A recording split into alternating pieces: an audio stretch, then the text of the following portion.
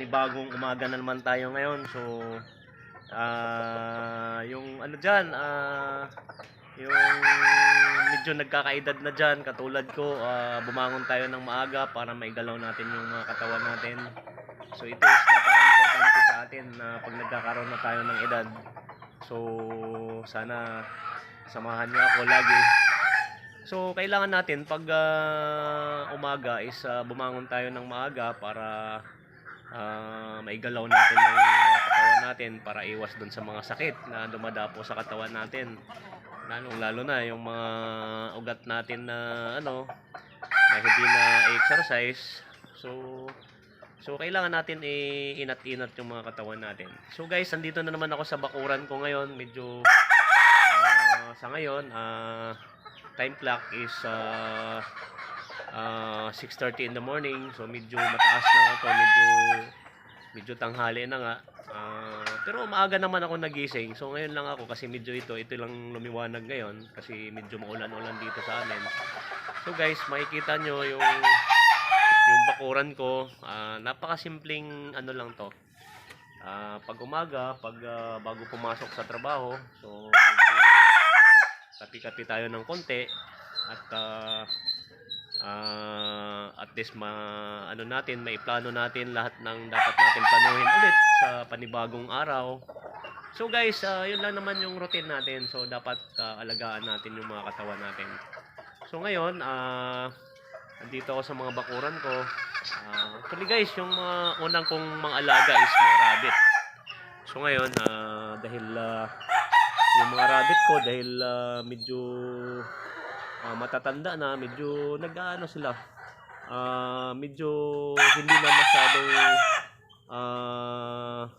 hindi na masyadong nakakapag-breed ng marami kasi medyo so mayroon pa naman mga rabbit andyan sa mga kulungan ko. So ngayon ang dumadami sa akin ngayon mga guys, puro mga manok. Ayan, ang dami kong mga manok. So yan ang pinagkakaabalahan ni Kaulo. So ayan guys, kung may pagkakataon kayo mga guys dyan, pwede na naman gawin ko sa inyo kung may mga bakuran kayo na katulad dito na ganyan, na may space kayo na pwede nyo mapaglagyan. So napakamalaking bagay na nakakapagtanggal din ng stress to.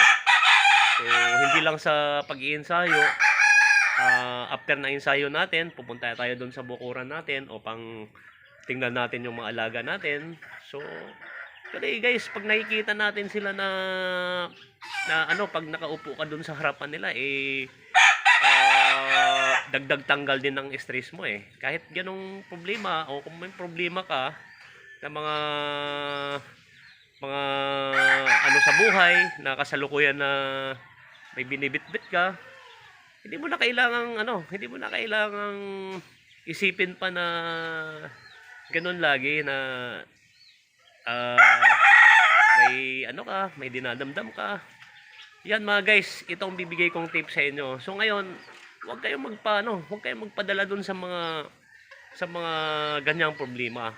So ang gawin natin is gumawa tayo ng paraan na limutin yung mga bagay na yan.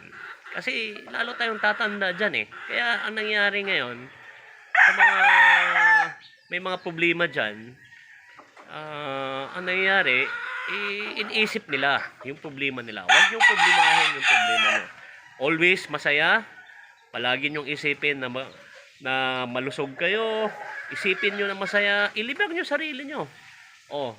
Kung makikita nyo guys, sa akin, sa part ko, naranasan ko na rin sa buhay yan. Pero nililimutan ko yan.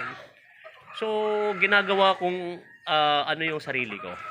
Ginagawa ko yung sarili ko na ganito ako, masaya.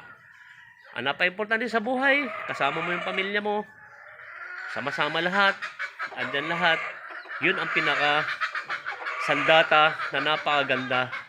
At ipakita mo sa pamilya mo na ganon kakatatag bilang isang ama. So, kailangan mo ipakita sa kanila na kahit may naramdaman ka o hirap ka, lahat ng ranas mo na kahirapan o ano, huwag mo ipakita dahil yan ang kasi pag yun nga sabi nga nila bilang isang leader nga, 'di ba? So as a leader, you make a good leader para yung followers mo is yun ang magiging ikaw yung ehemplo, 'di ba? So, siyempre, bilang isang ama, as a leader, dapat pakita mo sa mga anak mo na ganun ka. You treat your mga anak mo para at saka sa pamilya mo na ganun ka ganda. So, mga guys, ito lang mga sabi ko. Sana huwag tayong magpadala. Palagi tayong masaya. Huwag nating iwasan na hindi tayo masaya, 'di ba? So, always masaya. Siguro may na-encounter ganung bagay na konting bagay na nagkakaroon ka ng problema. Pero guys, ito lang masasabi ko, ang problema ay dapat ay hindi seryosohin, di ba? So gawin mong ang problema is nandyan. Normal yan sa atin na nagkakaroon ng problema. Pero kung habang wag